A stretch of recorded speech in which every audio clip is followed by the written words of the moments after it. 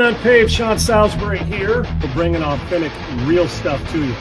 Hardcore opinion. Sean Salisbury, a great NFL analyst, a former NFL quarterback.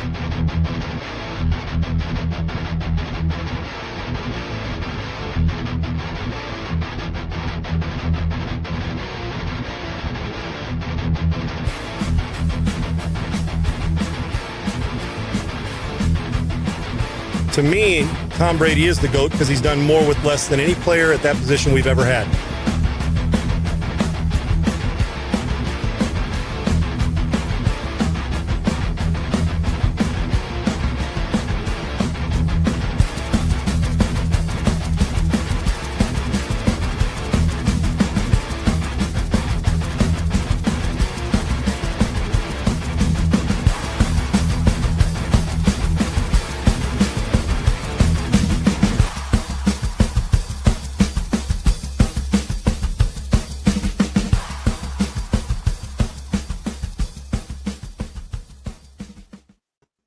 What's up, everybody? Welcome into another episode of the Unpaved Podcast with Sean Salisbury. I'm Adam Sager.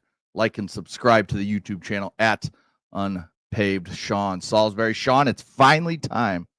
We've been waiting, seems like forever, for the college football playoff to start, which is they're making all these changes to the teams that can get in and everything. Change the schedule. Let's go. Week after conference championship games, let's go. No, we got to wait 2+ weeks or whatever it is to get going. We got Alabama, Oklahoma tonight. We'll get into all that. We'll break down all the games that we have this weekend. Then we'll touch on some big NFL games, including last night's crazy comeback by the Seattle Seahawks. And could a former, arguably the greatest coach of all time, return to the NFL? We'll hit on that as well. But first off, Sean, are you excited? We got a lot of good sports this weekend to watch, and there's not enough time to watch them all. Yeah, well, if the Thursday night lead-in is anything that matters to college and the NFL, it'll be one hell of a friggin' weekend when it comes to doing football. Yeah, I can't wait, man. I'm excited, and I know we're going to discuss last night, and I can't wait to discuss. I mean, I guess we got a AAA baseball team playing against a power team, Yes. according to a former coach too, who may be the very best of all time in college. Right. So good conversation. I cannot wait to spend part of this chattering about it and getting after it, man. Should be All right, awesome. but Last night was a good place to start as well. yeah, before we get into that, first tell me about Augusta Precious Metals. Well, I can tell you about Augusta. First of all, you got to text SEAN to 35052. Get that down, or AugustaPreciousMetals.com. I just want to educate you on this. Augusta Precious Metals, for those of you, I think when we think of precious metals in the past, I know ideas like, man, am I traipsing down the wrong road? Is this the wrong place to go? Well, as you do a little bit of educational study and look into somebody and get that teach from somebody else, you start to realize just how valuable it is. Don't rely on Washington and the ups and downs and ebbs and flows. And sometimes the mountaintop's great, but when the dollars, go in place you don't want it to go, how about precious metals, tangible assets in your hands? And that's the main thing Augusta Precious Metals is taught me throughout this, but also the way that they've handled it and an opportunity to get confidence and security and peace of mind in retirement. But I say one step more, why wait till retirement? Why wouldn't you start now so when it's time for retirement, you're ahead of the game? Text 35052. Text Sean, SEAN, to 35052. And you can get the $40 trillion threat report that is on there, because we're headed to $40 trillion in debt in this country. We're already in the upper 30s now. Now, all that's there, but it won't take long. It's just a simple guide and a simple read to educate you on how it affects all of us, SEGs, me, you, billionaires, everybody. So, well, Sean, maybe not them. Well, maybe not them as much as it does us, but it affects everybody. So go on and educate yourself, and you're going to realize just how valuable precious metals and gold is. And I'm telling you what gold is doing, headed north, not south. And there's a big difference, and it's already there. So don't lump it into all the other things that you start to think about finances and about retirement and about confidence in retirement. Text Sean, SEAN, to 35052. Just educate yourself. That's number one. And then secondly, what Augusta Precious Metals can do for you to help you along that path of confidence. I love them. I'm grateful for my relationship with them and also their support and being a partner on this show, but more importantly, educating others about not only the pitfalls, but the uptick in what precious metals and gold educate you on it. Because with the country where it's at, don't rely on Washington, man. Rely on what is actually winning, and that is precious metals, and that's Augusta Precious Metals, AugustaPreciousMetals.com. Text Sean, SEAN, to 35052 and educate yourself. And I would imagine heading into 2026, you might want to jump all in. It's not a bad place to be. Augusta Precious Metals. Sean, text that to 35052. All right, thanks to Augusta Precious Metals as always. Sean, last night was arguably game of the year. I mean, you had the Seahawks down multiple scores going into the fourth quarter. They come back, get a 1-point victory. So we actually both were right last night. You took the Rams minus the 1.5. I took plus the 1.5, excuse me. Right. I took the money line on the Seahawks. You won by a half point. I won by a point. We're all happy. But I mean, what a game. It felt like the Rams controlled this game damn near the entire game. Even as Seattle was coming back, it never really felt in danger. And then all of a sudden, boom, it was in danger. And we had the fumble play where Sam Darnold technically threw it backwards, hit off a helmet forward into the end zone. A Seahawks player, not even diving on it, just kind of jogs over, picks it up, and boom, it's a touchdown. A lot of weird stuff happened last night, but damn, again, we talked about it. Puka Nacua is just that dude, and Matt Stafford is that dude despite the loss. I didn't think we'd have 38-37 on the board, maybe 28-27, but a lot of scoring and a night where there was a lot of rain too. And it felt like the Rams did everything we talked about yesterday to win this game, except show up defensively. Well, you'd think we knew what we were talking about. Yeah. From yesterday to today. Sam Darnold, his kryptonite is the Rams, and it showed until the end. Yeah. Strange plays, phenomenal throws. Darnold playing from behind to get him from behind, and desperate what happened. Tried to throw it to places. Defensive coordinator Chris Shula did a great job of dropping down at the goal line. A defensive lineman into coverage. We don't read defensive linemen as quarterbacks in coverage. Drops a little zone blitz, drops that, boom, sitting right in they knew the adjustment, the inside slant, boom, throws it right to him. Then you saw the other time when they looked like man, dropped into coverage, and then jumped off and played zone and intercepted that slant on Darnold. So we saw that part. Sam, who has got guts, but can get, when he's going south, tendency to think that his arm can make every throw, and he gets a little hero-like, and he did last night. Well, and Jackson Smith and Jigba was really disappeared for a half. They didn't go to him. Like, I think one target, and then the second half, bam, or late starts to take over and do his thing. If you turn the TV off at 30-14 or sooner, you missed one hell of a grind in the way it was. Matthew Stafford, those 3 touchdowns. I thought Stafford played an average game for him. I swear to you, I did. Yet he throws for 450 plus and just continues to elevate his game, even when he's not playing his best. He missed some throws that Stafford will never miss on a normal day.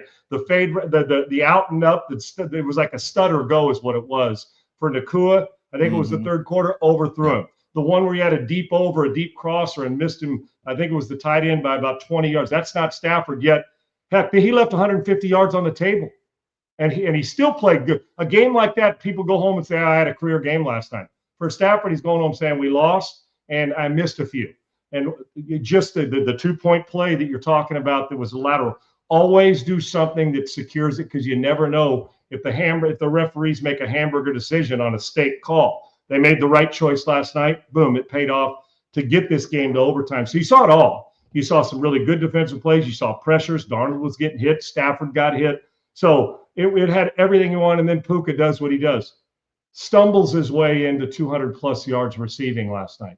And I joke when I say stumble. The guy's just phenomenal. And so it was impressive, and we kind of called it. They'll score. This guy will make throws. That guy will be tough. You double him, and he still gets open.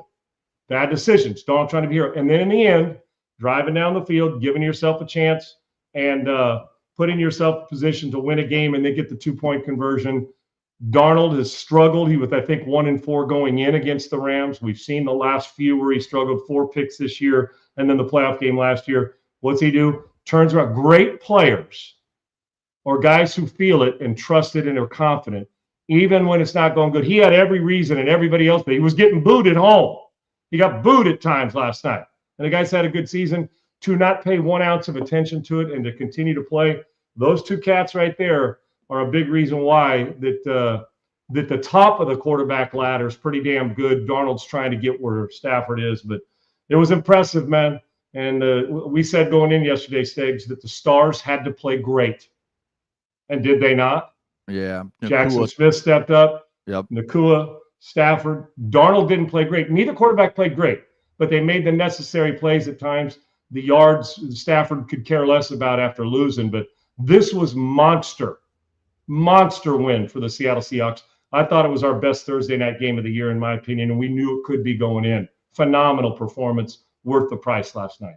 Yeah, Nakua had 12 catches for 225 yards, 2 touchdowns. One thing that we did see last night, for the first time in NFL history, the Rams are the first team in history to lose with 500-plus yards, 0 turnovers, a +3 in the turnover game, with the Seahawks turning it over 3 times and losing. So the Rams are add to that a 16-point lead in the fourth quarter. Yes, I think it was 16-point lead. And one of the things the Rams did and Seattle didn't really do, and it was kind of the opposite. And I guess this is one way in which I was wrong. You know, I said the Rams, you need to come out, run the ball with Kyren Williams, Blake Corum, establish that run, and then allow Stafford off that. They ran the ball 37 times. I mean, what more can you ask for? And now they didn't run it particularly well, but they continued to run it and get those, you know, carries in there, taking up time in the game. And then Seattle, they only ran it 20 times with their top 2 backs, just like the Rams did last time. So, very interesting, the fact that Seattle won that game, and now Seattle has the number 1 seed in the NFC. The Rams fall to 5th in the standings, or in the NFC playoff standings, that is, with, you know, the Seahawks taking over the division. I mean, what a massive game, what a massive comeback for Seattle, because if you're Seattle, you want to play at home in the playoffs. You get all those games in Seattle with that crowd and that weather, it's tough on teams. You could be seeing the Rams go on the road to play Carolina in their building, or Tampa. You could. Yeah. And for a 5 seed, I can still tell you that I think the Rams can beat anybody in football. I understand Sands last night. It's a divisional game. It's hard to beat a team twice, and it is. And Seattle came through when necessary. The Rams just didn't do what it needed to do at the end to put the game away and out of reach, to where you convert one of those and make that field goal that he's been good at, Rams kicker, and we don't get the overtime. All those ifs happen. But I can tell you, man, that it's the aberration that you will run the ball 10 to a dozen times more than the other team and lose on attempts. That's the stat. And I brought that up, how it's a telling stat. That is one of those. The team that rushes the ball more wins an alarming amount of time each Sunday. Last night, and the great equalizer is when you got a quarterback who can pump it for 450 plus, and you still don't win. The Rams' game plan, they had it settled. They missed those. They did everything they wanted to do except close it out. When necessary. And you look at a game like that and you say, up 30-14, they must have laid the ball on the ground 2 or 3 times to let Seattle back into it. They didn't. They just didn't convert, and Seattle made a couple plays at the right time, and there you have it. That is you go ahead and look at the statistics. You'll say there's no damn way that the Rams lost that game last night, even with the Seahawks turning it over and at home and the booth. If that game ends different, Sakes, just think about if they don't make the 2-point conversion and they lose. Mm-hmm. And I love the balls of Coach McDonald to go for it at home. You're feeling it. It's like, damn, let's get this thing done. You understand that the one half, get it done. I like it. Take the chance. You're still a playoff team. I love the guts and for them to respond and get it done. But I want you to think about the narrative today. Coming out of this, if we're talking today from last night. One, Stafford solidifies the MVP, and it's not in a runaway. 2, and it would have been. 2, the Rams now fighting for home field advantage and are the best team in the NFL. They went into Seattle and beat them in their building. Now they're the 5 seed. 3 is we would already said, damn, what happened to Sam? He can't beat it. The Seahawks fans are frustrated. The narrative on local radio would have been, and it may still, man, Sam's got to protect the football. We've seen the movie.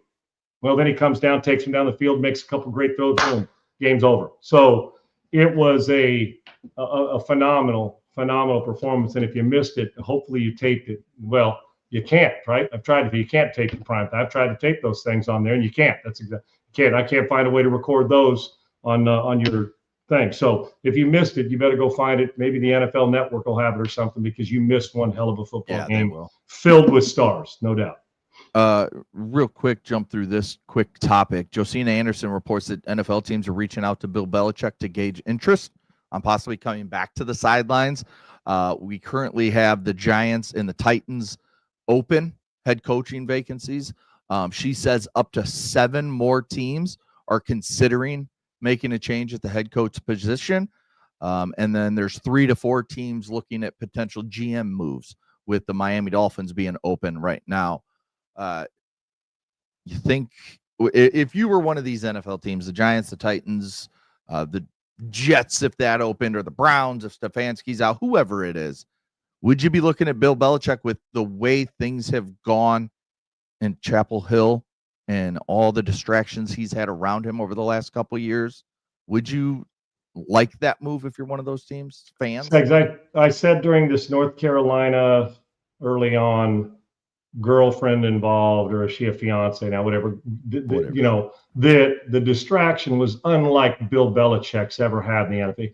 That he allowed it to happen. He never allowed that to happen in the NFL. So, and I even said on this show that I do believe what he's doing in North Carolina with the distraction, the optics. Now, I don't think any of us expected him to dominate first year at North Carolina at all. But the optics, but when you're getting beat like that, you know, the first thing we say, even though they're not that talented right now, first thing we say is it's all the distractions that are creeping in that are allowing this to happen, which never happened in the end. No play. You weren't going to be a distraction, and Bill wasn't going to allow it when he coached New England or at any point in time in his career. And I'm a huge Bill Belichick fan, but he's not above criticism on this. So the optics look bad. So now push forward to this and Josina Anderson's report, their interest. And I thought about it hard last night, dude, and this morning, thinking about, okay, why? Well, obviously, they're saying the skin in the game for all those years at an NFL level. They still have respect for him as a personnel guy, front office guy, and as a coach. And I get that. Maybe we were a little hyperbolic, saying what he's doing in North Carolina, it's a game passed him by, what's going on. Yeah. And I would have to sit down, Segs, to answer your question, I would have to sit down with him face to face. Would I bring him in to talk to him? I would, because of his history. I mean, come on, man. When you've had that kind of domination for 2+ decades, of course I got to talk to him. And then I got to find out where he is. And I would be specific on my questions of what's the distraction? Give us from an optics standpoint what you think it looks like to us, what's happened at North Carolina. I would ask him, because Bill would ask the same thing to a player or anybody else that he was interviewing for a job with him. And if I was convinced, I'd look long and hard at, because I got news for you. 32 coaches in the NFL, half of them can't hold his nuts when it comes to X's and O's and coaching and getting people ready now. And so they've given the hall pass of college back to NFL, and I get that. I can tell you this, though. There ain't 10 teams standing in line in college to interview him, Power 4 schools, that if they were even open, because his name wasn't mentioned at Michigan. It hasn't been. It was never mentioned at Penn State. Penn State, hell, you could hit to 4 Bryson DeChambeau drivers from New England, and you'll be there, right? At least it feels that way, right? Yeah. Well, we've never heard his name once mentioned on a bigger college program. Well, so the truth is, Bill Belichick is the square peg NFL guy trying to get into the round hole college guy, not the other way around, college back to pro. So, Segs, I would, out of not just respect, but out of his domination at the NFL level forever. Now, it went away a little more when Tom Brady was gone. But look at Mike Vrabel's domination now that Drake May's back. That position does help. And so we saw that. Look what it did for Todd Bowles in his job in Tampa, getting him when Bruce Arians left to elevate that group there and get that Super Bowl. So, yeah, I would, but I'd have to do a deep dive, long interview. It's not the same as it was had I interviewed him 5 years ago. Said, damn right, I want him on the NFL team. Now, I don't know if it's going to come to fruition, but I would have to stare him straight in the face and say, what's the distraction? What's it going to be like going forward? Are you the same guy that was in New England? And if you've changed, I need to know why and what the changes are. That isn't happening at training camp if I hire you here. You now have to be the guy that Belichick always was if you're interviewing. You got to let him know that you are no longer, I hate to say it because you have been, you are no longer, what's the word? MFIC, man. You're not the motherfucker in charge right now. Right. You got to prove to us that you still are after that powder blue is proven you're not. And if you get here and do it, we'll put that hat together and boom, you can wear that one too. But right now, got to fix it because it appears that the MFIC is his girlfriend. And I don't think that NFL teams want that perception, but I'd have to find out. And she's not allowed in the interview when I'm doing my deep dive trying to figure out where we're headed. But yes, Bill Belichick has earned throughout his career at least the conversation in the interview moving forward. The team's got to decide, whoever that is, if he's worth the conversation of fixing their program, or should I say their NFL team. Yeah, we should see here in the next couple of weeks some job openings. Obviously, we'll have Black Monday after the last game of the regular seasons. That Sunday, Monday comes. That's when we start seeing people fired. Coaches fired, GMs fired, and then we'll be able to go from there and say, okay, here's some ties, to Belichick here, or is he going to get an interview here? All that type of stuff. So we'll see as that happens. But looking ahead, Sean, college football playoff kicks off tonight. We've got Alabama, the 9th seed, versus Oklahoma, the 8th seed. OU has already beat Bama in Tuscaloosa 23-21 earlier this season. Bama had 3 big turnovers in that game, which allowed Oklahoma to take charge and win that game. What do you expect? What's your first thoughts when you think about this game? Mateer hasn't been the same guy since the injury.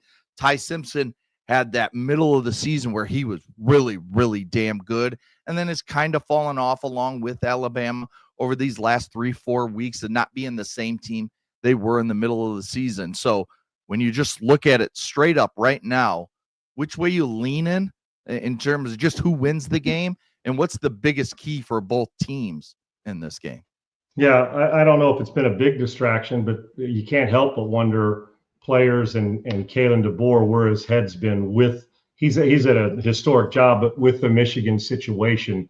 And it's still being talked about daily with Kalen DeBoer. That's what I'm saying, Segs. And you can't go through an interview without having to answer it, which does become a distraction because you're not the only one answering it. So are your players and the assistants and anybody else involved with the program. My initial thought on this, if you said, Sean, you got one thought, is Alabama better run the football.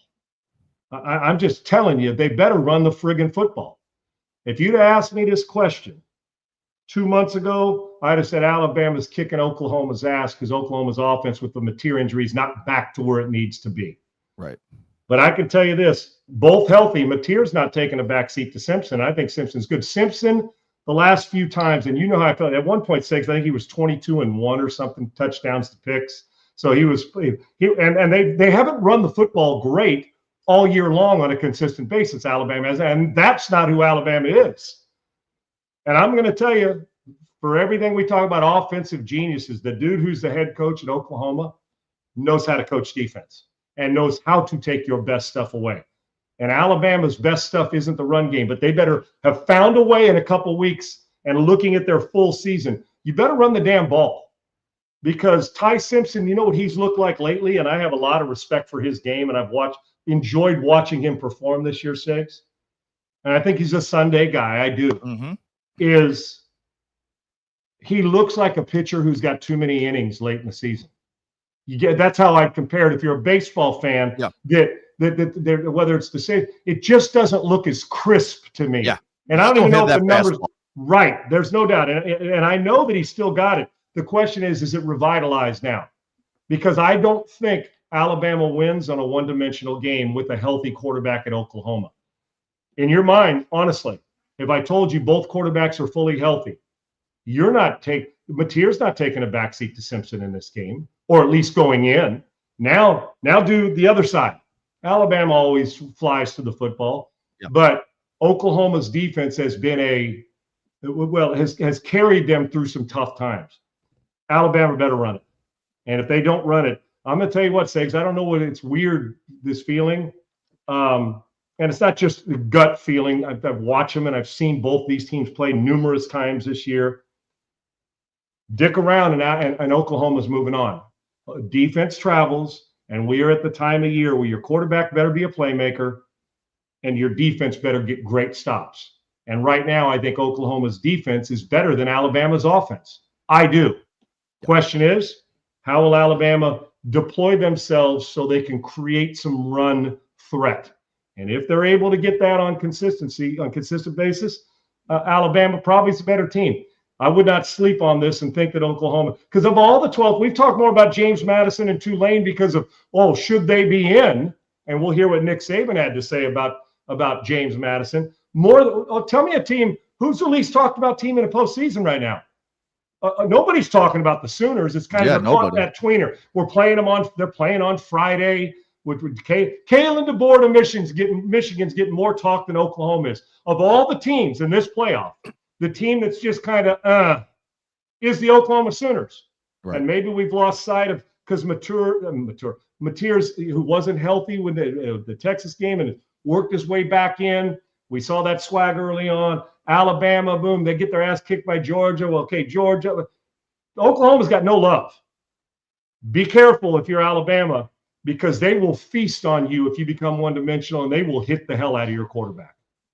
Yeah, and you're talking about the Alabama running game. Jam Miller, who got hurt in the Iron Bowl, will play. Now, last time he played against Oklahoma, he only had 9 carries for 27 yards, so he wasn't effective. But as you said, it's important, just like we talked about last night with the Rams, it's important to at least establish a running game.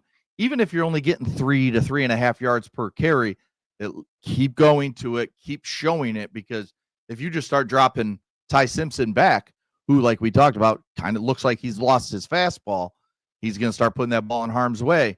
And then you have a couple turnovers, and then OU gets some short fields and allows them to score points off turnovers. That can be the difference in this game, and that's what happened in Tuscaloosa about a month ago. Segs, you're damn right. So we know the movie, right? You've seen it, correct? Yep. Haven't you seen some of this movie? Okay, now let me take you back to the Georgia SEC championship game. And now I want you, just on the surface, we don't need to take a deep dive into stats, just from your naked eye. Whose defense you like better this year? Now Georgia's picking it up, but for the majority of the year, Georgia's or Oklahoma's? I mean, Oklahoma's just been tremendous. Okay. If you're Alabama, you just got your ass handed to you in the SEC championship game, right? Mm-hmm. 2 weeks or whatever it's been may not be enough for you to get that out of your system, but you better, because it's not going to get any easier tonight. Right.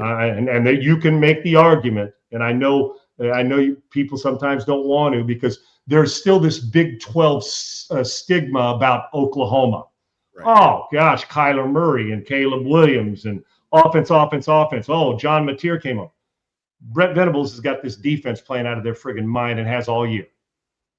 And we did this, so you got to let go. This is the SEC now. Yeah, and they're playing like an SEC defense. So with all that, I get it. Georgia's got the history and all that, but I'm just telling you that you go ahead and blink, or you come in there faint of heart, Oklahoma's going to make you. It's going to. Their defense can humiliate you if you're not careful. So be careful. Sure. And I would be careful being one-dimensional in this, because I can promise you Alabama doesn't want to drop back 40 times in this game. If they do, they're not winning. Yeah. They will not win the game. We'll make our picks at the end of the show with our 6-pack of picks. We'll pick all 4 college football games and a couple big NFL games when it comes to the playoffs. But let's now go to the 10th-ranked Miami Hurricanes, who sneak in the last selection show. They face Texas A&M coming off the loss.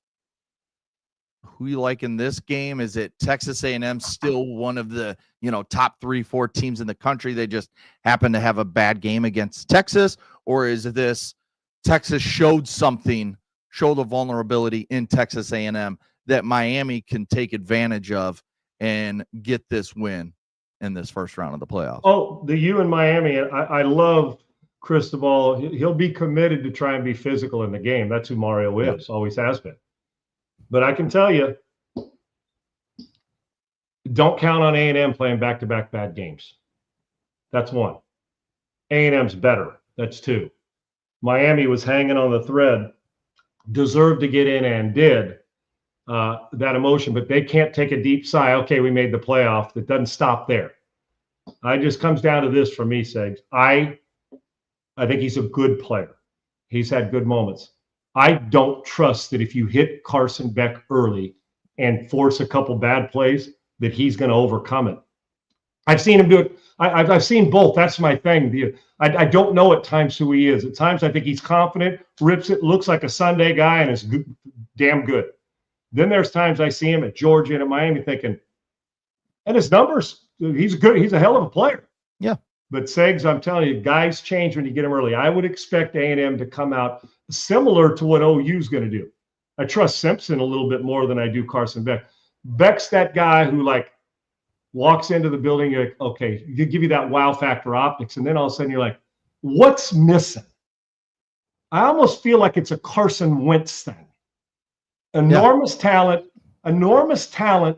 looks great sometimes, and you're going to draft him high. Then there's sometimes you say, what's missing from this? And you can't quite put your finger on it. Confident, tatted, sleeping, swagger. And then sometimes you look at him and I see the face and I shouldn't judge it on body language, because sometimes guys with no body language are some great players. But then I look at him and I say, and then I'll watch a throw and he yanks one and then he'll throw a pick. And I'm like, can he mentally overcome this? Because he's a good player. I just know that if I'm Texas A&M, you do not want to let them settle into where he feels it. Because if he's feeling it and he's on one of those days on a heater, look out. Right. But the similarity on the defenses of A&M and Oklahoma about their attack to get and really wreck you. Yeah. I think A&M can wreck the game. I trust the A&M quarterback Reed more than I do Beck in this game, 100%. Even though Beck's upside throwing it. Give me A&M's two-dimensional. I think A&M wins the game. And if Miami turns the ball over a few times, it may not be a fourth quarter game. This thing may be over before then. Give me A&M. Well, I know we'll pick them, but A&M's physicality is going to win out on this, I think. I just don't trust Carson Beck 4 quarters, 12, 13, 14 games a year. I just don't. Yeah, when you look at this game, I think one thing to look at, which kind of goes with what you're saying, you have multiple first-round picks on both sides of the defensive lines for each team. You got Reuben Bain, arguably the number 1 pick, number 1 non-quarterback as of right now heading into draft season. You got Cassius Howell, and I'm blanking on the other edge rusher for Texas A&M's name, but you have those two guys, which are probably going to be first-round picks. So they can get after the quarterback, both teams. Who can get there, who can make it tougher on the quarterback, I think is who wins this game. And I'm with you. I think Texas A&M has the better full defense. They're a better all-around team. Yes. They're just a better all-around team. They are. So that's where I think they can just make it hell on you from anywhere with the blitzes and the way they do things there with the Aggies. And it being at Kyle Field, that's a big game changer for the Aggies as well. They're waltzing into about 106,000 or whatever it is, 103,000. It is going to be rocking. Hell, just to go to Northgate and have yourself a cold beer and hear the stands for the bars is going to be fun to do for A&M. With this, the one thing I know about Cristobal and why am I losing my mind? A&M's coach, Mike Elko. Yeah, Elko is one obviously defensive, a great defensive coach. The other offensive line coach. So they both think the same when it comes to physicality, right? They're going to want to win the game that way. But one other thing along with that, Segs, is we always talk about don't let the offense like Puka Nacua beat you. Seattle let Puka Nacua beat him. And, dude, if you'd have told me this going in what happened real quick last night, I'd have said there's no way. He 215 yards and the quarterback throws 450. There's no way they're losing. And they run it 35+. No way. Yeah. And they did. That's about as big an aberration as you'll ever see. But I digress. And moving to this one is with the A&M and now I lose my train of thought on this with we always talk about offensive players. You take that guy. Don't let your best player beat you. Right. Well, this is in this game for A&M. You can't let Bain disrupt the game so much that you lay the ball on the ground twice or he hits you, fumble. You can't let him take the game over. Make somebody else. If that means you got to double him and chip on the way out, don't let that dude take the game over. And if you can do that, then you force Miami's offense to take care of it. So that's got to be a plan with the offense, with the grouping up front offensively for the Texas A&M Aggies. And here's another thing: if you're going to blitz and pressure, don't miss, because that A&M quarterback can beat you two ways, brother. And he's proven it. And he's staying in school, and he's going to be held to pay another year, right? Yep. He's staying in for next year, right? Seg's right. So didn't he commit to that already? Didn't I say? Yeah, exactly. Okay, so this is another kid so Miami, the feet between Beck and Reed advantage Texas A&M. So while you're going to sell out to go hit him, you better be careful not to miss it. But you got to control Bain on your offense to make sure he doesn't wreck the game, and that'll be a priority for A&M. Yeah, and one key for Texas A&M's defense is to slow down Malachi Toney, who is arguably the best freshman in college football right now. He has just been tremendous. And what else does Texas A&M have? He's a freak. What else does Texas A&M have in their advantage? Those guys in the white suits that do all the weird cheers. I mean, when you have those guys on your side, don't make fun. I'm an A&M postgraduate degree. Don't make fun. You're affiliated with them. Yeah, but if I had to give the speech love those guys. Love those guys. Them. Yeah, if I had to give a jumpsuit song, what are they? Not song boys. What do we call them? I have no idea. They're called. What are they called again? We got song leaders at SC. Don't do it. Yeah, don't. Because they're really spicy. I like the fact, though, we're just going to call them song boys from now on. Okay. I was thinking about so you're basically saying I got my song girls, which that's what they're not called cheerleaders at SC. They're song girls. Right. And now I'm trying to think. And I don't mean it disrespectful, because my master's degree from A&M and I love them. And so people are saying, oh, Sean, what a great dig by you. It's a great dig by me, but it wasn't on purpose, because there's no doubt the cheesiest night before in college football. Even A&M fans that are buddies of mine that are grads tell you that RGK 86 has it, yell leaders, but they're not yell leaders. Yeah. They're not. They're song boys now. We're calling them song boys, right? Yeah. But 100%. Their night before pep rally is I mean, people love it, but their speeches. No, I'm talking about A&M students. They love it, but it is the cheesiest. Then listen, we go to an A&M game. There's more set up, stand up, kiss the person next to you, back and forth swing. There's more like history and games that the things they do, that they have every week. And I know people love it, but I would say the Song Boys probably face a little bit of because of their speech where they go, "Old Rock." Northgate. I don't even know what the hell they say. And Old Rock left. Yeah. Yes, I'm not making fun of them. Yes, I am. I of course you are, and so am I. So it's Song Boys. I had their thing last night. I'm sure there's a clip that talks about them. We have to remember this, because I think we both have Texas A&M winning. I think that they will win.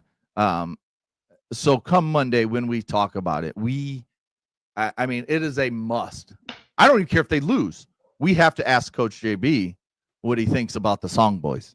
We've never heard him talk because about the Song Boys. If you just want, like, I can already say what he's gonna say, yeah, I know what he's going to say too, but we just have to let him use his words to tell us what he thinks about the Song Boys. Well, let me give you a futures bet, like a poly market futures pick.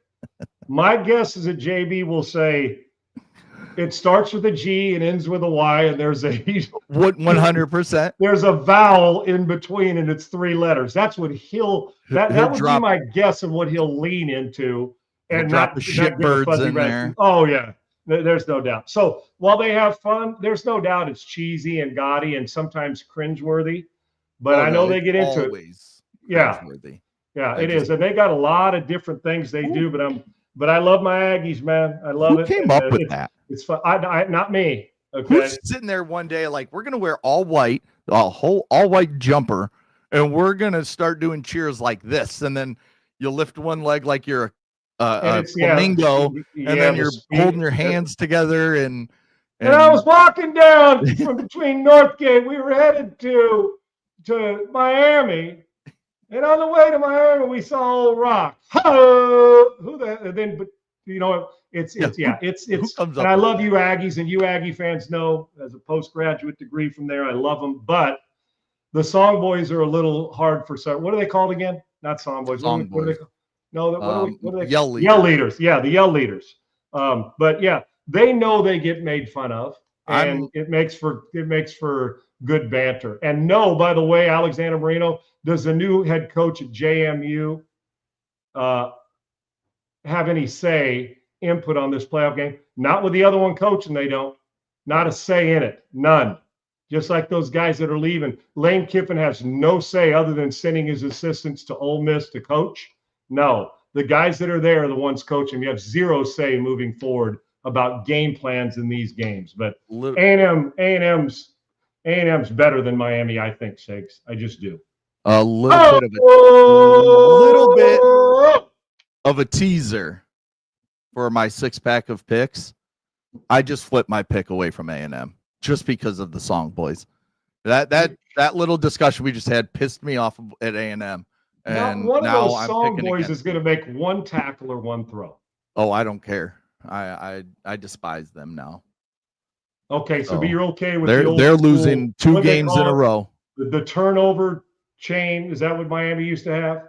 The one that was like, yeah, they probably still do. They had the same one with like no. Georgia had the shoulder pads, like the Legion of Doom ones.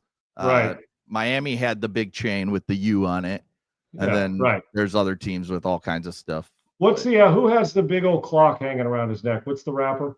Who is that? Remember, funny guy, old school.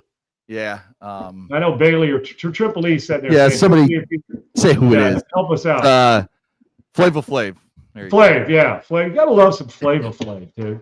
Who's he rooting for tonight? I would imagine Flava Flav because the chain kind of matching him. But Flava Flav may surprise you. He may be thumbs up on the Song Boys, dude, and say A&M kicks their ass. You say no. Nobody outside. Without a doubt, the cheesiest. A&M. Yeah. You got to call them. I do like. I think they actually should change their name to Song Boys instead of Yell Leaders. I think it'd be funny. We need to petition A&M and send that in. You're a graduate. I've spent some coin there. So guess what? Song Boys, it is. You win, but you're flipping your pick. How dare you? Yes. You gotta love the Song Boys, man. Texas A&M loses their 2nd game in a row tomorrow. I thought you were gonna say Texas A&M loses their man card because of the Song Boys. That's so wrong. I mean, that's arguably already been done. Already been done. Yeah, the very first time it happened. Okay, Here we go. So there you go. Now moving on to Tulane, Ole Miss. You got the 11 seed Tulane, the 6 seed Ole Miss. I don't give Tulane much of a chance here. I think that it's going to be a blowout, but I think more so we could talk about what Nick Saban said about Tulane, JMU, basically being AAA teams, like the AAA champion. Let's just say the Charlotte Knights, because that's the White Sox AAA team, and that's the only AAA team I know that is definitely a AAA team. Let's say they win the championship and they get put into the MLB playoffs. That's how we just put them in just because, hey, you won the AAA. Like you should get a spot in the major league playoffs. That's what Nick Saban compared it to for Tulane and SMU getting a spot in this playoff. Well, listen, I got a handful of two of my really good buddies. One of my best friends went to JMU, and I got a couple buddies that went to Tulane. But I will say this as loud and possible as I need to hear. So much respect. Having Willie Fritz here from Tulane, that's a lot of good coaches go there and go on. Good program. JMU has been a dominant, FCS school for a while until they jumped into the FBS. Hell of a program. But let's stop right there. Is Nick Saban wrong?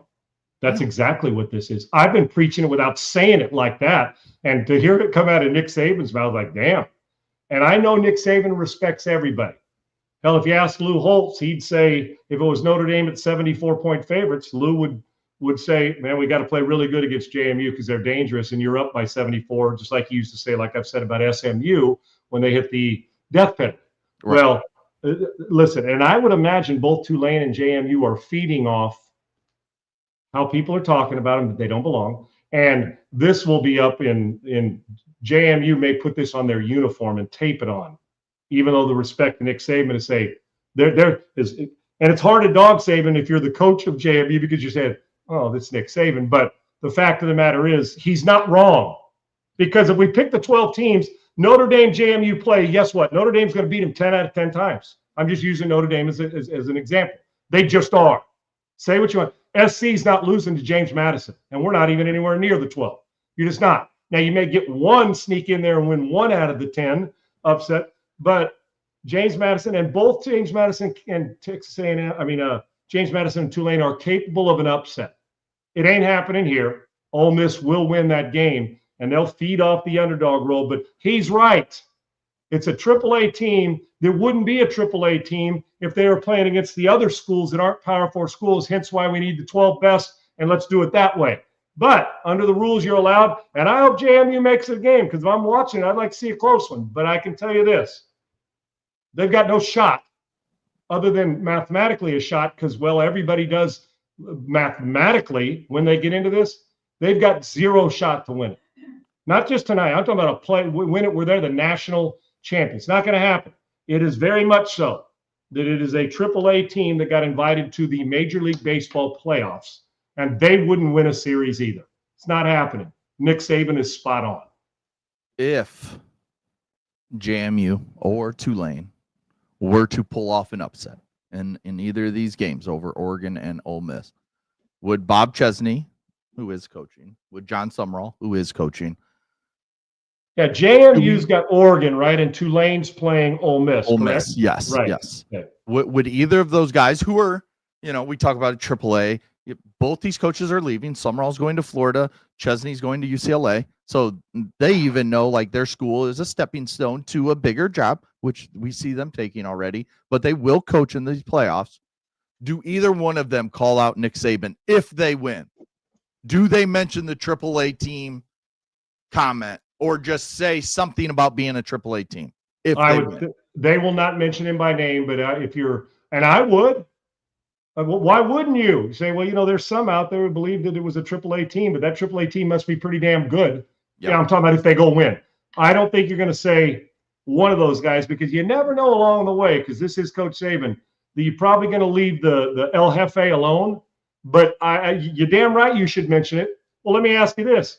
If Nick Saban said that about Oregon, and he knows Dan and Lanning, who don't you think Lanning with this person, I'd say, I love my guy, but we're pretty good AAA team, aren't we, Coach? That's what Dan would probably say, and then they should. It does. Saban's not above that, but they probably won't call him by name because you probably don't want to mess with El Jefe, right? You probably leave that alone. But say with JMU going to Oregon, I give them less of a chance than I would give Tulane against Ole Miss, but I don't give either one a chance. The difference in scores between the plus-minus category, both these games combined, should be pushing in the 20s to 30s.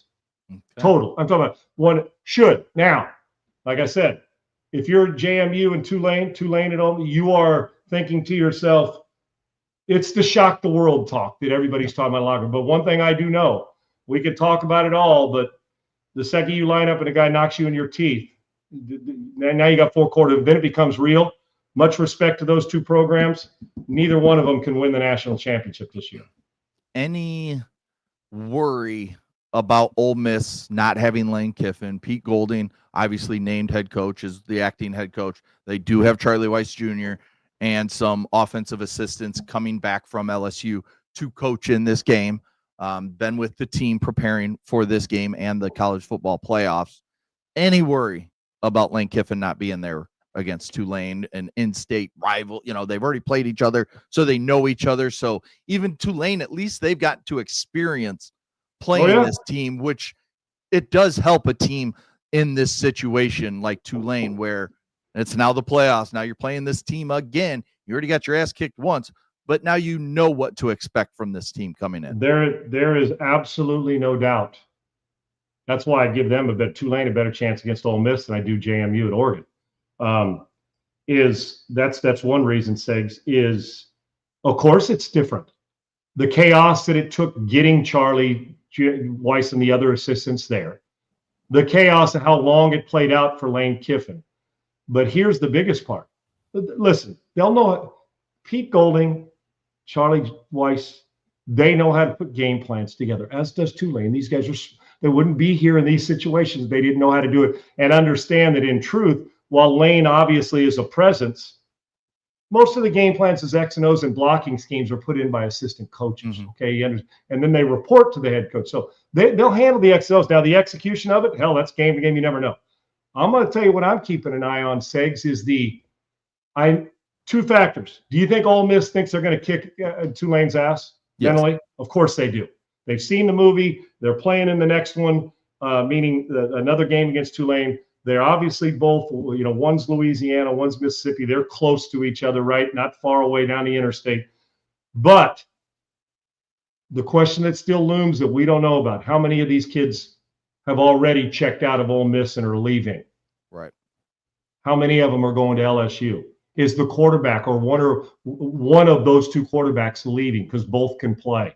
I'm not saying they don't want to do it. Have they gotten to the point they said they lost everybody that's in this? JMU really thinks they can win the championship, and they should. They're in the 12th, but they're not going to. Ole Miss, legitimate. You lose a coach who's your dynamic.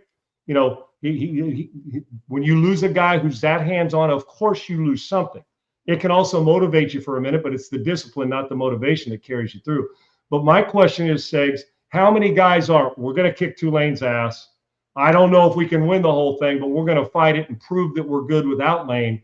But when this is over, my luggage is already there because in January I'll be on LSU's campus. Are there any of those, which I would imagine there probably are? So if they've checked out now, Segs, this is where the danger zone gets. If JMU in their game, but in Tulane game against Ole Miss in particular, because their coach is gone, as you referred to, is as it goes on, you get to the fourth quarter and Tulane is hanging around within a score or 10 points.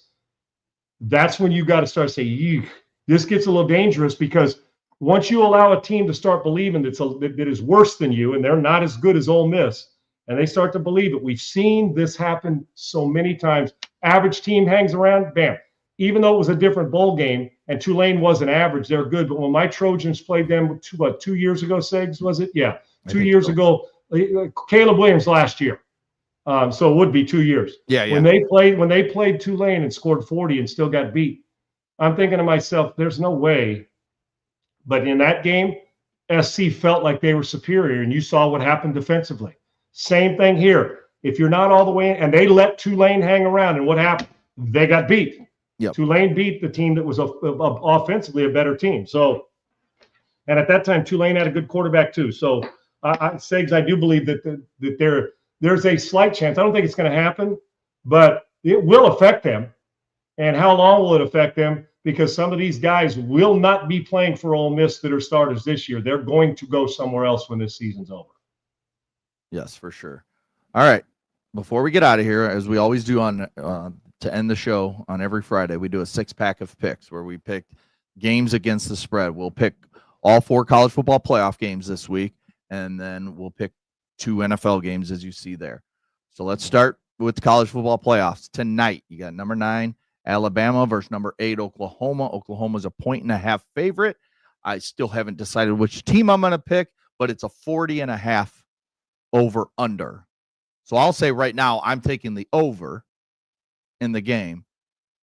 I don't know that I even want to take a team in this because I'm not exactly sure who I would like in this game. Right. But I do like the over.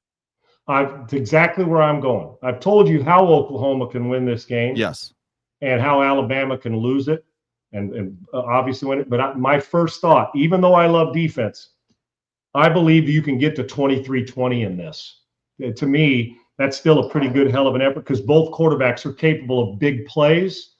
Give me the over as well. Segs, my tendency right now is to think that Oklahoma is going to win the game outright. But if I was betting it and I'm planning on it, the over, even though I'm going against my rule, the lowest under on our board is 40.5, which says Sean, take it. This is a 37-point game. This is 20-17, right? And it may very well be. But I'm leaning, even with all my defense talk, that somebody's going to make a big play offensively to get over that number. I would and will bet the over in this football game. All right, then we got number 10 Miami versus the Song Boys of Texas A&M. Texas A&M -3, 47.5. I already told you. Give me the Miami money line. They're beating the Song Boys just because they have the Song Boys. Give me A&M laying the points, and give me the under in the football game. Okay. I just have Miami. Give me the both. Under, yeah, the over-under I wasn't quite sure about. I think you could see an early run on points and then both teams kind of settle in and then maybe get a little bit of a run at the end of the game like we see in college a lot, but I don't know if it'll be enough. So, I mean, yeah, you could be looking at a 24-20 type game here either way. I think it'll be a closer game, but yeah. Well, I got 27. That's what the first thought I had was 27-20. Okay. That gets the under. I'm going with the under. I think A&M's defense is going to force a couple turnovers. Give me them. And I'll take the under and A&M in this game. And it's because you like the Song Boys. No, is there any doubt? That's the trifecta. If I could have, if there was a futures bet on the Song Boys, I'm in. Maybe the futures bet is, will they change the name to the Song Boys? You'll be wearing one of the white jumpsuit things they wear all day tomorrow, and you're more happy that the Song Boys in Texas A&M get to be in the playoff than USC. Well, there's no doubt in Segs. Yeah, both of my alma maters, basically. Segs, I'm about an hour and 15 minutes from College Station where I live. Right.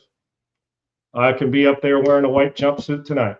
Maybe it'll be the stadium. If I still weighed 300 pounds, it would be the Fat Elvis jumpsuit too. Don't kid yourself. Okay, you know what I'm saying? Fat Elvis. So, not far away, brother. I'm close, but yes, I am with you. Jumpsuit, all white. Hey, I didn't think you were supposed to wear white after Labor Day. I guess you boys don't care. You can in Texas. Damn right they don't. Put some respect on a song boy, Segs. Okay. Song blue. Yeah, there you go. How much respect can we put on it when we won't even call them by the right name? We made up a name for them. Actually, you did. I just ran with it. You call them Song Boys. Can you take the blame for making up that name? Yeah, you just piled on and said that name sticks. Right. I was trying to do it. It's your alma mater. Yeah. Maybe I'll get a shirt printed with Song Boys. Song Boys with. There you go. Yeah, A&M wins tonight. All right. Tomorrow, should I say? Tomorrow, I think it's an 11 o'clock game. Yes, it's the early game, yes. Tulane versus Ole Miss. Ole Miss -17.5. 57.5 over under. I'll let you go first on this one. Over Tulane. Over Tulane.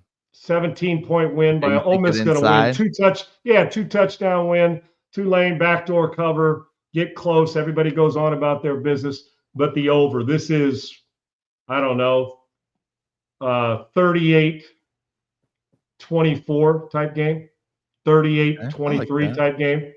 Yeah, Tulane's good enough to keep it close enough within 3 touchdowns, but give me the over. I think you get and you'll be halfway to that over. We'll be more than halfway over at halftime to the over. Give me the over and give me Tulane inside the number. I'll take those points.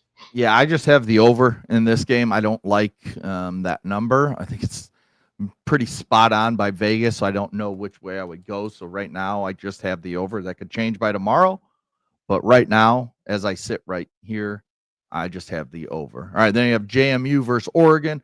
Oregon -20.5 at a 45.5 over under. I've got Oregon. I've got the over. I don't think this game's close. Oregon might score 45 themselves. I just was about to. You took the words right out of my mouth. I said Oregon's going to be within 5 points of the over by themselves. Yeah. This is 40. This is 42. Well, 42-17. Yeah, I was gonna say 40, game. 14. Yeah, 42-40. Well, the 42-17 would that still 27? Yeah, that covers. Yeah, still gets you in, right? Yeah. I got Oregon winning the game, big, and I got the over, and I think that Oregon posts enough points to get close to the over themselves, because I think their quarterback and their program, even at 5, feel like they have something to prove because of a couple things. You know, I think they think they're better than 5, and Dante, this is a big game. They're going to hang 35, 40 plus themselves. Yeah, it'll be, and then we'll get the Texas Tech versus Oregon matchup. I think could just be an awesome game. All right, switching over to the NFL, we got two big playoff deciding games when it comes to the NFL. We got more, but we only do 6. Packers at Bears. Before we pick this game, Sean, I just saw this on Twitter. The Bears and the Levy Restaurants, which is a big company there in Chicago, have created the perfect elixir for Saturday's game against the Packers. Tell me if you would drink this. It's a Chicago-style hot chocolate. It's hot cocoa infused with Jepson's Malort and amaretto, topped with toasted, salted caramel marshmallows. Why not? And if you haven't had Malort, you're missing out. It will.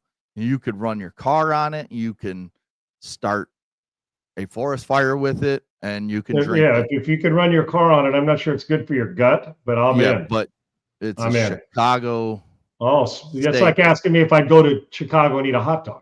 Of course, I'm going to Chicago and eat a hot dog or some deep dish pizza. Yes, I would try it. Probably have more than one. I'm one of those guys, Segs, at the very first time when it's a drink and it's like a local special in another state or a school, whatever you go, I'm all in. Even if it sounds, Everclear mixed with Goldschlager and sure, pour me one let me see what it's like. Yeah. And but will there be 2? I don't know. But sounds like it's delicious. And you're right. You'll light a match within your gut when it comes to fire. But of course I'm trying it. Why wouldn't I? I'm all in. And this is a huge game to try it on too. Yes. Why wouldn't you? We got Packers visiting Soldier Field. We know 2 weeks ago it was a touchdown game. Bears had a chance late, couldn't get the pass to Cole Kmet. Now they come to Soldier Field. Bears a 1.5 favorite. Bears missing multiple wide receivers. We know Green Bay's missing Micah Parsons, who's out for the year with the ACL. So some big injuries on both sides, which leads me to just take the over in this game. And I don't like picking this 1.5 point for either team at this moment. I just like the over in this game myself. I'm almost leaning to the under. Six. What kind of weather are we getting in your town? It's supposed to be nicer than you would expect. Let me see here. They've got it 20s, 30s, and 36 and clear. It's a Saturday night, so it'll probably feel like they're on 25 degrees. Probably like 20, 25 degrees there. That's maybe not that bad. Maybe you get a little bit of snow off the lake, some lakefront snow, being right there on it, but nothing that I think will change this game in a big way. Offensive advantage, a little bit of snow, no wind. At 30 degrees, that's not, or 20, that's not effective. With minimal wind, as long as it's not howling, that's the worst. You can throw in a little bit of rain because the ball gets tackier. You can snow and everybody. You'll see some of your biggest offensive days in the world in games like that. Back in the day, Lynn Dickey threw for like 450 in a game. I've watched Warren Moon throw.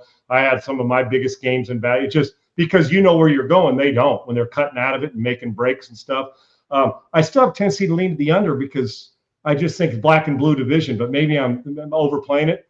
I'm taking the Bears by field goal stakes. I think they're winning the game. I'm staying away from the number because I don't know how they're going to deal with the weather. 30 degrees I didn't bother me. I didn't care, but I don't know how they're going to deal with it. I think they'll be fine, but I think the Micah Parsons is a problem. I do, a big problem not having him. While I think the Packers, they're kind of like Oklahoma. We're not giving them enough love NFL-wise, because the Packers are really damn good. But I like the way the Bears are playing. I like the fact that Caleb Williams is not throwing the ball to the other team. And I think he's played. There's another guy. I think that because of the way we perceive him with his purse and the nails and the way he leads, that people are like, well, he can't be a good quarterback. Well, he's playing good football, man. I'm just telling you, he's making plays when necessary. Give me the Bears by a field goal at home. I'm laying those points. Give me them. They win at home. Yeah, I mean, I hope you're right. I think this is going to be another really good game in this rivalry. I think you're right. Caleb in that run game are going to have to be a big part of this with Luther Burden and Roma Dunze both down. We're playing better, but they still have enough weapons to compete with this Packers offense. Yeah, and then, Dustin, to answer your question real quick, Segs, he said, can't same be said about Tulane, if they're done, couldn't players question coach and wonder if his mind is on Florida?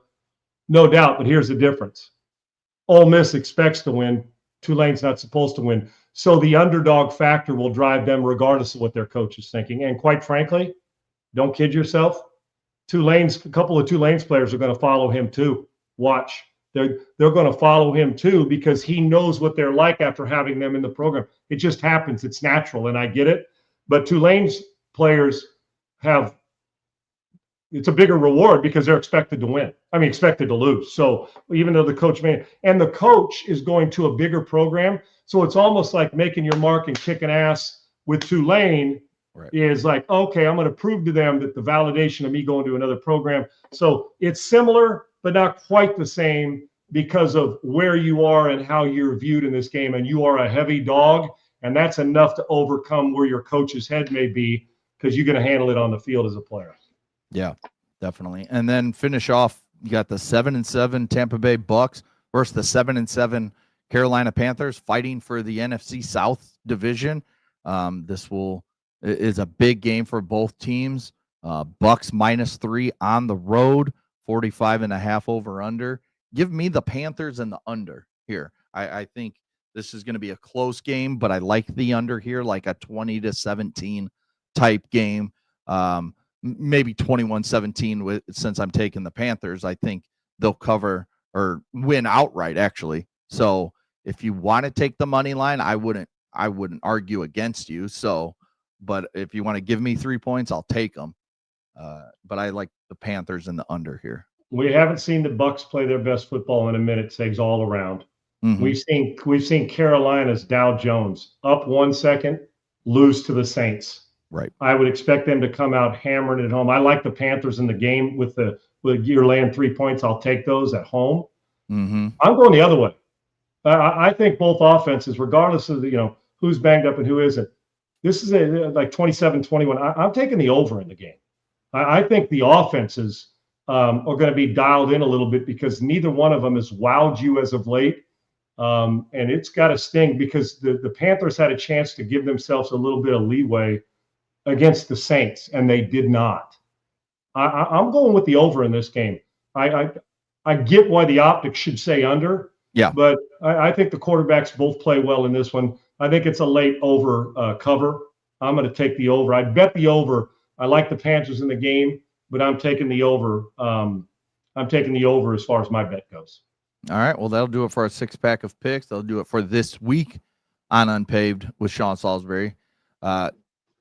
It's going to be a fun weekend. We've got games tonight. We've got games all day tomorrow, plus 2 NFL games, including Bears, Packers. I think the other one's is Commanders, Eagles, which is, I want to say, about 5-ish Eastern time before Bears, Packers. So we've got football all day long. There's a lot of good college basketball tomorrow as well. And then Sunday, we have multiple games with big-time playoff implications come Sunday for the NFL. So it's just a jam-packed weekend of sports, and I have kids' sports and practices, and so it's going to be a sports-heavy weekend, like most weekends are, but this is a bigger weekend when we're talking a normal weekend in the NFL or college football regular season.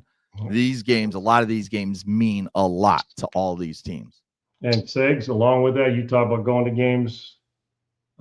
With my role as the National Football Director at NSR now, the recruiting company, 45 years, as good as it gets, honorable, no money grab. If you think your kid or kids that can play and they're under-recruited, you get a hold of me. Whether it's on here at Sean Unfiltered, hit my slide into my DMs. And this is volleyball, basketball, football, baseball, it doesn't matter. I'm spending a lot of my time this weekend on about 65 kids that have sent me their information that I need to go and do a deep dive evaluation because this isn't a questionnaire company. We base on if we're bringing you on and try to get you to be able to play beyond it, whether it's NAIA or Division I football, to put you in, or basketball or soccer, any sport, women's volleyball, guys volleyball, golf, put you in a sport, studying it. So I'm going to spend a lot of time in front of a computer studying and evaluating these kids and their ability and what level and what box they fit into. So I'm looking forward to that. A lot of work this weekend. can you get my 10-year-old an offer from Michigan by Monday? Well, Segs, if I were to promise you that, you should immediately fire me and say, I'll never use that service again. Now, if you're saying knowing you and knowing what I've seen and that there's potential there, come see me when he's actually at a recruitable age or close.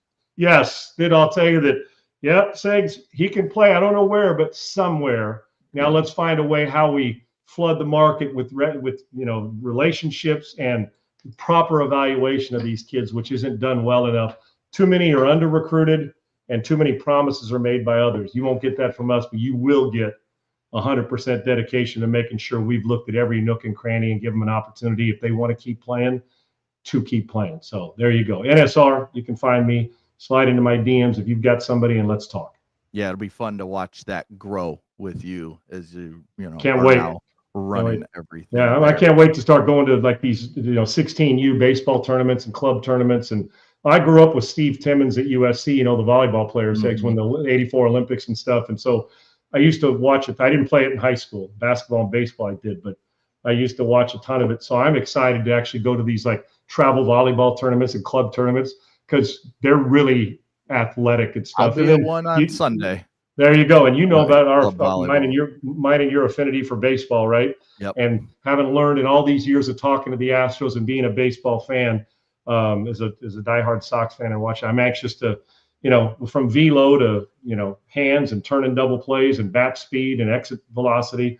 I'm looking forward to seeing these kids because some of them at 15 are like, that kid's only 15. Right. I'm training a quarterback right now that does both. Sits at 88 and can throw it close to 90s. Sits at 84, 85, hits 88. Yeah. He's like 14 years old. So they get better as they go along, but got to train him and teach him, got to evaluate him properly. So I can't wait. We'll be interested to follow that. Thanks to Triple E. Thanks to Laura. Thanks to Bailey, as always, behind the scenes, making us look and sound great. Again, go like and subscribe to the YouTube channel at Unpaved Sean Salisbury. And get all the notifications when we go live Monday through Friday at 1 p.m. Eastern. We'll be back Monday to wrap all that we just discussed up. We'll have Coach JB join us. We will ask him about the Song Boys at Texas A&M and break it all down for you. I mean, we'll even talk the results of the game, right? Yeah, but I mean, first and foremost, we need his declaration on what he thinks about the Song Boys at Texas. What we got to do, Bailey and Triple E, find an old school, even if we don't have one from this weekend, find me an old school Song Boys thing so we can play it for JB just to get his early reaction. They'll have videos set the tone for the whole show. Sure of it. Oh, no doubt. Just let's see that game. Do like a midnight tomorrow thing? Yeah, that's the midnight yell, right? The midnight yell. Yeah. So that's like, let's see, I'm getting caught. Tonight's game is Alabama. Yes. Oklahoma. 11 o'clock a.m. Central Time is A&M and Miami in College Station. So their midnight yell will be tonight. So something you'll get to see. I'm sitting here thinking, do they play? Both teams play tonight? No, Miami and A&M play tomorrow. Yep. It's the Oklahoma game tonight. So you will get that That's why I said earlier, well, did we get any video from last night? No, because that would have been the yell if they were playing today. It'll be tonight for 11 o'clock, and you'll hear it long and loud if you're anywhere near Bryan or College Station, Texas. It'll be there. And then, trust me, we'll get Coach JB's reaction. So you can look forward to that. Song Boys Unite. Okay. I'm not saying that. Maybe you get a scholarship there, Sakes. Put some respect on him. Okay? For being a song boy? Yeah. You get scholarships for that? I think you probably can. I don't know. Can you? You get scholarships for everything else. They get fishing scholarships in the South, Sakes. I'm dead ass serious. Dude, we got fishing here now. Yeah, great. We have fishing high school teams. Damn, that's awesome. I love it. I'm all over it. I absolutely love it. But Sakes, here's what I want you to do. You never know. Maybe your kids, maybe your boys. No. You have to choose like a Division I football player, or maybe they want to be Division I song boy. I don't know. Maybe, Sakes. Not happening. I'll break down how we're going to evaluate them. Get that in your portfolio at NSR. Song Boys. I mean, there's only one school, so you just push them to one school. It's easy money. It's like, here's a song boy for you. I'm getting off this show before I overload my mouth with my ass, okay? There you go. Your alma mater. Yes, it is. Have a great weekend. All All right, we'll be back Monday, stuff. 1 p.m. Eastern and noon Central. We'll talk to you guys later. Peace. Unpaved, Sean Salisbury here. We're bringing authentic, real stuff to you.